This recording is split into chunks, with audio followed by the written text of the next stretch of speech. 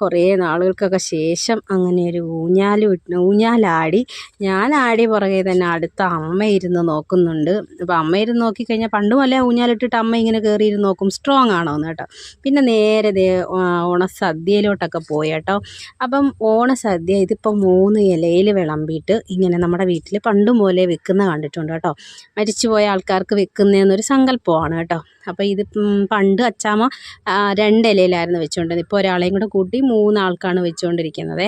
അന്ന് അച്ചാമ്മ തന്നെയായിരുന്നു എടുക്കണേ, അല്ലെങ്കിൽ സാൽമ എടുത്തു കൊടുക്കും. ഇപ്പോൾ പിന്നെ ഞാൻ തന്നെ അങ്ങ് നിന്ന് എല്ലാം ഇലയിലങ്ങ് പെട്ടെന്ന് വിളമ്പി കൊടുക്കാമെന്ന് പറഞ്ഞാൽ ഞാൻ തന്നെ ഓരോ ഇലയിലും എടുത്തൊക്കെ വെക്കുന്നുണ്ട്. ഇങ്ങനെയൊക്കെ മിക്കവാറുള്ള വീടുകളിലൊക്കെ വെക്കാറുണ്ടെന്ന് തോന്നുന്നല്ലേ. ഇവിടെ എല്ലാ വർഷവും ഓണത്തിന് ഇങ്ങനെ വെക്കാറുണ്ട് കേട്ടോ. അങ്ങനെ വിളക്ക് കത്തിക്കുന്ന അവിടെയൊന്നും വെക്കത്തില്ല, വേറെ എവിടെയെങ്കിലും ഒക്കെ ആയിരിക്കും കൊണ്ടൊതുക്കി വെക്കുന്നത്. അപ്പോൾ എല്ലാ കറികളും ഒക്കെ വെച്ചു. അപ്പോൾ അച്ചാമ്മതേ ഇങ്ങനെ കൊണ്ടുവച്ചിട്ടൊന്ന് പ്രാർത്ഥിക്കുകയൊക്കെ ചെയ്യും കേട്ടോ. അതൊക്കെ